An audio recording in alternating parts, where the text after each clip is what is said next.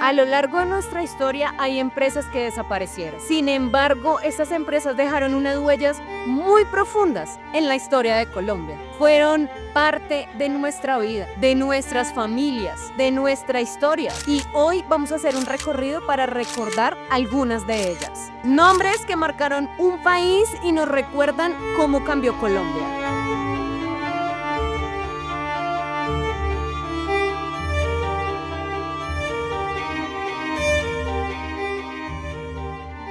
Durante más de medio siglo hubo una empresa que literalmente conectó a toda Colombia con el resto del mundo. Una compañía estatal que no solamente llevó los teléfonos hasta los rincones más escondidos del país, sino que simbolizó la unión, el avance y la modernidad. El nombre de esta compañía era Telecom. Y aunque esta empresa marcó la historia de nuestra nación, hoy en día ya no existe. Todo comenzó el 23 de mayo de 1947, cuando el gobierno nacional decidió crear una empresa de telecomunicaciones. Su objetivo era, claro, unificar todos los servicios de sistemas de comunicación de todo el país, que hasta ese momento todos estos servicios estaban dispersados en manos privadas y manos locales. Colombia venía de una época donde comunicarse entre ciudades podría tardar días, pero con Telecom el país comenzó a hablarse a sí mismo. En los años 50, la empresa ya ofrecía servicios de Telex en Bogotá, Medellín y Cali. Esto era una red internacional de teletipos, unas máquinas que parecían máquinas de escribir conectadas entre sí por líneas telefónicas o de transmisión dedicadas. Cuando una persona tecleaba un mensaje en su aparato, ese texto se imprimía simultáneamente en otra máquina en cualquier parte del mundo. En la década de los 70, Telecom dio un paso histórico. Instaló la primera antena satelital en Chocontá, Cundinamarca, permitiendo que Colombia se integrara a la red mundial de telecomunicaciones. Esto fue literalmente un salto al futuro porque desde ese momento las llamadas internacionales ya no dependían nada de los terceros. Por primera vez un colombiano podía hacer llamadas desde Leticia hasta Cúcuta, desde Tumaco hasta Guajira y escuchar una voz al otro lado. Durante décadas, Telecom se convirtió en un sinónimo de comunicación, de acercar a las familias y amigos. Ya se volvió como una rutina esperar horas en algún punto de las ciudades, de los pueblos o las veredas para recibir una llamada, y los campesinos tener que caminar sus veredas hasta los puntos indicados para poder comunicarse con los demás. Y en las grandes ciudades los teléfonos públicos se convirtieron en puntos de encuentro, de felicidad y de unión. En esa época se recuerda una frase que se volvió parte de la cultura popular: marque el 09 o el 009. ¡Mire! Ahí viven los del comercial del 009. ¿Cuáles? Los que cantan. Con el 9 de Telecom, no hay excusa que valga para no llamar. ¿Aló, mamá? Este número representaba algo más que una simple llamada, era el número que conectaba a familias, pueblos, amigos, países enteros. Esto era una simple combinación de números que cruzaba montañas, llanuras, selvas, todo. El país entero prácticamente dependía de esa red. Fue la empresa que permitió transmitir elecciones, coordinar emergencias y enlazar oficinas públicas en todo el territorio. Pero esta gigante estatal comenzó también a cargar con un peso difícil de sostener. A finales de los años 90, ya Telecom estaba enfrentando problemas estructurales bastante profundos, costos operativos altísimos, una burocracia enorme. Ya tenía más de 27 gerencias departamentales, 14 empresas teleasociadas y sobre todo un pasivo pensional que terminó volviéndose impagable. En otras palabras, el mundo de las telecomunicaciones ya había empezado a cambiar.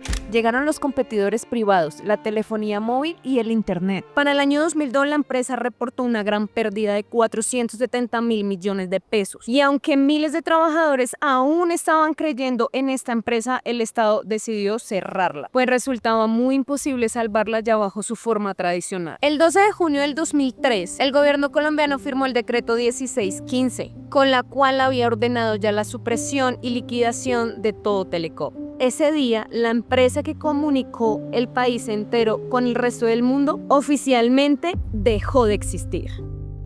En paralelo, mediante el decreto 1616 de ese mismo año, se creó Colombia Telecomunicaciones S.A., conocida como Coltel. Esto era para garantizar la continuidad del servicio. Pero también con el tiempo, esta fue absorbida por la compañía telefónica española que hoy conocemos como Movistar.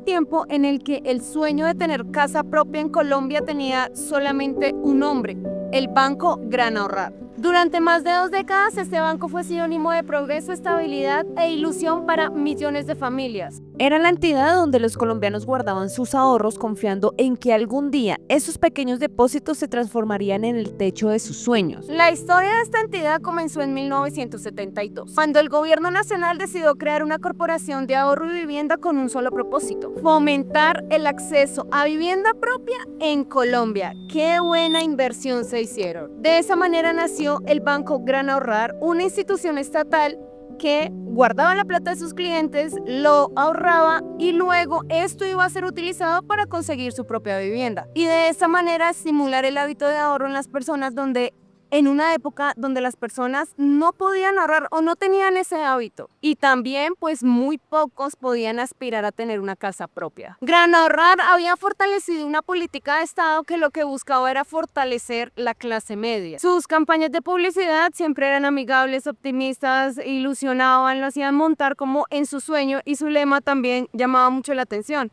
ahorre con nosotros y tenga su propio hogar. Y cuando se hace una muy buena publicidad, pues la gente cree.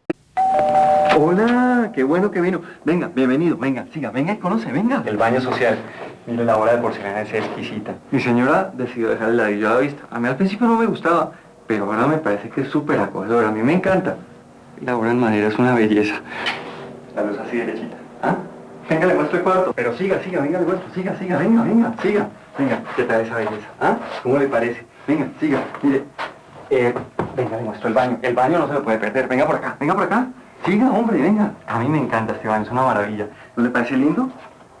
Durante años, miles de colombianos depositaron su dinero allí confiando en que ese banco, respaldado por el Estado, cuidaría sus ahorros. Las unidades de poder adquisitivo constante, las famosas UPAC, permitió que miles de familias accedieran a créditos hipotecarios a largo plazo, algo que era impensable en los años 70. Sus sedes, especialmente esta, la principal de la calle 72 en Bogotá, que hoy en día es el centro comercial Avenida Chile, se convirtieron en referentes del auge financiero del país. El edificio moderno y elegante reflejaba la solidez que el banco quería mostrarle a las personas, además de que parecía una estructura, una organización intocable. Digamos que Gran Ahorrar no solamente prestaba dinero, sino que también vendía una esperanza muy grande. Señor, ¿usted sabe dónde queda el edificio Buenavista en la 53 con cuarta? Sí, cómo no. ¡Hay que dar nuestra casa! ¡Hay que dar nuestra casa! ¡Hay que dar nuestra casa! ¡Hay que dar nuestra casa! ¡Hay que dar nuestra casa! ¡Taxi! Pero con el paso del tiempo, desafortunadamente la realidad empezó a cambiar. El sistema UPAC, que en teoría ajustaba los créditos de vivienda al costo de vida, comenzó a incrementarse de manera que no tenían planificadas estas personas, y pues esto resultó siendo una trampa. Miles de familias empezaron a perder sus casas, la confianza que durante años habían depositado en esta organización, y todo Gran Ahorrar comenzó a derrumbarse. A finales de los años 90, Colombia atravesó una de sus peores crisis económicas de toda su historia. Decenas de entidades cayeron en la quiebra, y entre ellas Gran Ahorrar.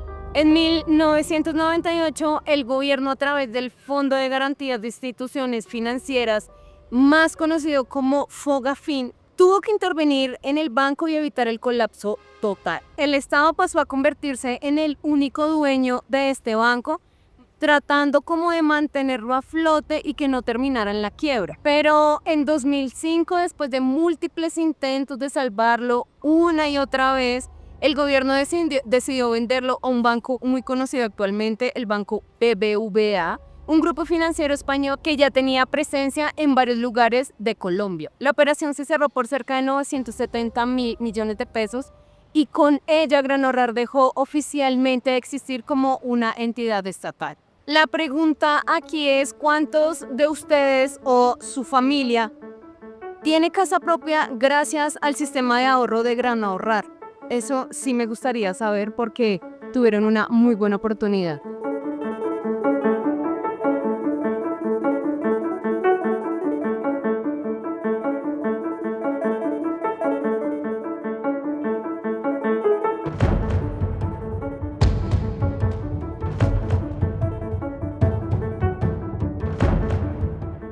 Durante más de medio siglo, una sola entidad fue el corazón de la salud pública en Colombia, una institución estatal que nació con la promesa de proteger a los trabajadores, garantizar su bienestar y también asegurar de paso su futuro. Su nombre era Caprecon, Caja de Previsión Social de Comunicación. Su ubicación del edificio era justamente el lugar que tengo atrás de mí, que actualmente es una sede Compensar y está ubicado sobre la avenida 26 con calle 68. Su historia comenzó en 1957 cuando el gobierno nacional creó Caprecon para atender a los trabajadores del entonces Ministerio de Correos y Telecomunicaciones, que más tarde se transformaría en Telecom. En aquel tiempo Colombia apenas empezaba a construir su sistema de seguridad en salud. La mayoría de la sociedad no tenía ningún tipo de servicio en pensión, salud, todas esas prestaciones que nosotros conocemos actualmente, y tan solo o algunas muy pocas empresas públicas le entregaban este beneficio a algunos trabajadores, no era todos. Y con la creación de Caprecon se cambió este sistema. Esta fue la primera, podríamos llamarla así, institución que garantizó seguridad, salud, pensión, que se preocupó por el bienestar de todos los empleados, de todos los trabajadores. Y no solamente de ellos, esto también conllevaba la seguridad de miles de familias colombianas. En Caprecom somos más. Más afiliados, más servicio, más calidad humana. Caprecom, un siglo de inversión social en toda Colombia, hace que seamos más. Su existencia durante décadas significó que el Estado sí podía cuidar a los trabajadores y también a sus familias. Con los años su papel cambió, se amplificó muchísimo el rango al que podía llegar.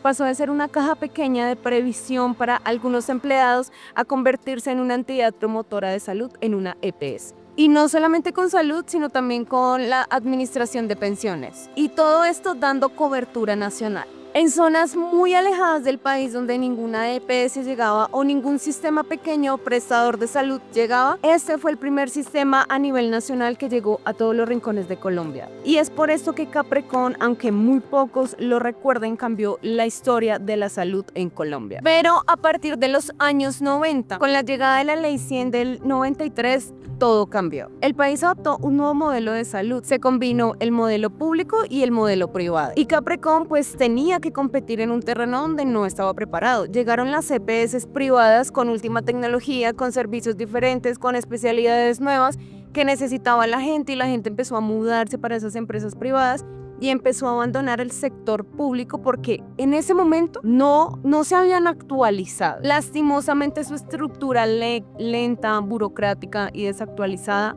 no dio la talla con las demás competencias. Y mientras las nuevas EPS tenían un capital fresquito, dispuesto a una inversión muy grande, pues Caprecon quedó atrás, endeudado, con muchos desafíos por delante, personas a quien pagarles, deudas, ya no podía sostenerse en el tema de darle los procedimientos médicos a sus pacientes, dar medicina. Se empezó a volver un problema. Entonces, como ha pasado actualmente, no estamos tan lejos de esa realidad. Hay EPS donde los medicamentos se demoran o ya no hay, no los dan, las citas médicas se retrasan, no se practican cirugías, ya el enfermo tiene que estar prácticamente agonizando para que sea atendido.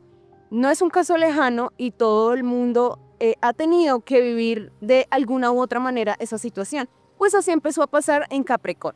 Al borde de la quiebra se encuentra el Hospital del Tunal por las deudas que tiene la EPS Caprecon con este centro asistencial. Y hace un mes, un grupo de trabajadores de Caprecon Regional Santa Marta denunció ante las autoridades judiciales irregularidades de esa EPS que afectaban a sus pacientes. Fue a liquidación por sus graves problemas financieros y el desorden administrativo en el que estaba. Entonces, a comienzos de los años 2000, ya algunos hospitales denunciaron que Caprecon no les estaba pagando. Todos sus problemas administrativos terminaron convirtiéndose en escándalos nacionales. Lo que antes era un servicio público, un ejemplo de servicio público, ahora era ejemplo de ineficiencia y desorden. Y ya para 2015 el gobierno nacional tomó una decisión totalmente definitiva. Mediante el decreto 2519 ordenó la suspensión y el cierre inmediato de Caprecon. Ese día oficialmente desapareció una de las instituciones más grandes y antiguas del sistema de salud colombiano. Sus afiliados fueron trasladados a otras EPS, los empleados fueron despedidos y una a una de sus sedes empezaron a cerrarse.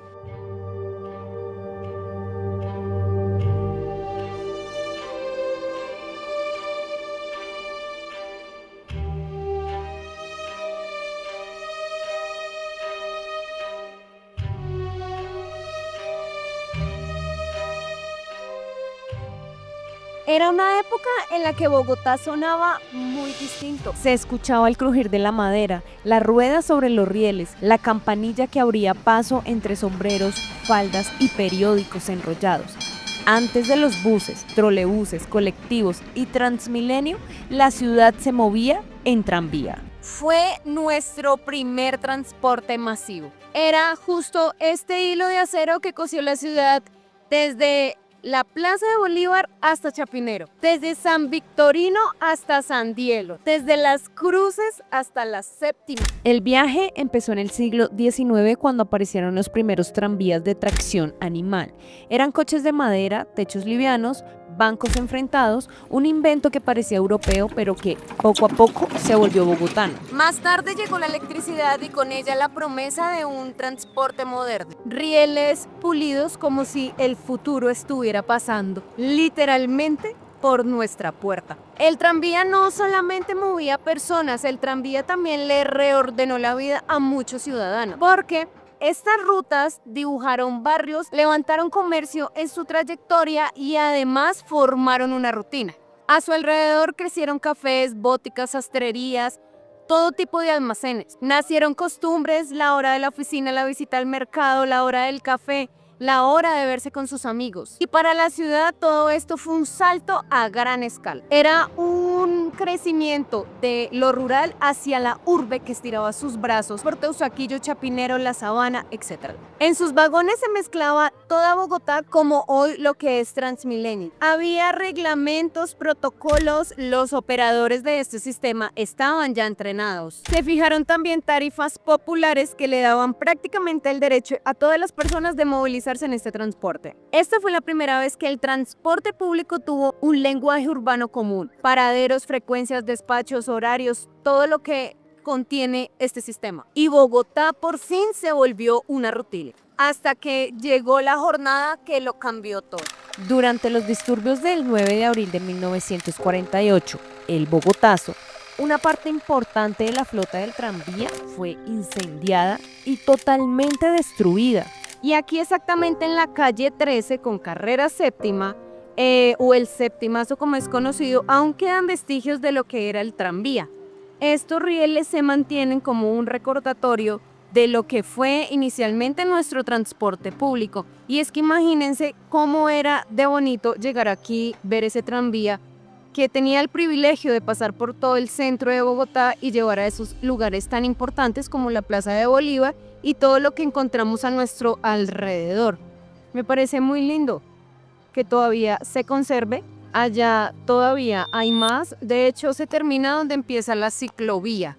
Allá donde empieza la ciclovía, justo ahí se termina. Pero de resto, todo esto lo tiene hasta donde empieza la otra ciclovía. Ojalá nunca lo quiten, eso es bastante importante en la memoria de las personas. Y yo sé que ustedes han visto un montón de videos contados desde este punto, porque aquí es mi sitio favorito de la ciudad. Siento que es el lugar más bonito de Bogotá. Aún así, todo este sistema siguió funcionando como pudo. Con las rutas remendadas, con los coches en mantenimiento, se intentó hacer de todo para mantenerlo. El tranvía resistió, pero ya había entrado en esa zona gris del todavía, pero ya no. La ciudad prácticamente cambió de época. Los buses privados llegaron a la ciudad avanzando como una promesa de velocidad, eficacia y buen servicio. Además de eso, también en la llegada del automóvil empezó a mandar en las calles. Y de esa manera, a comienzos de los años 50, Bogotá apagó la campana del tranvía y la cambió por motores diésel. El fin llegó sin avisar. Un día mandaron las últimas rutas, no le dijeron a la población, tal vez sus familiares tomaron ese último día el transporte Y hasta ahí se tiene el recuerdo de lo que era el tranvía para Bogotá.